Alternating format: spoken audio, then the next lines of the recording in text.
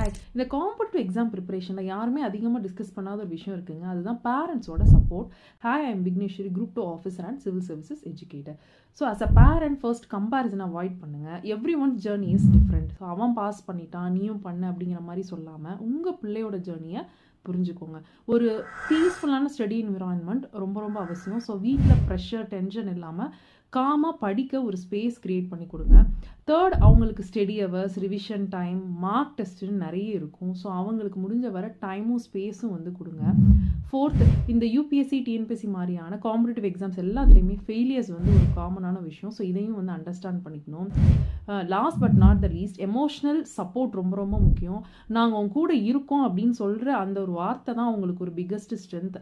அப்புறம் என்னங்க, ஜெயிச்சிட்டோம் மாறா அப்படின்னு ஒரு நாள் உங்கள் பையனோ பொண்ணோ அச்சீவ் பண்ணி காமிப்பாங்க. உங்கள் பேரண்ட்ஸ்க்கு இந்த வீடியோவை கண்டிப்பாக ஷேர் பண்ணுங்கள். நம்ம பேஜையும் ஃபாலோ பண்ணிக்கோங்க.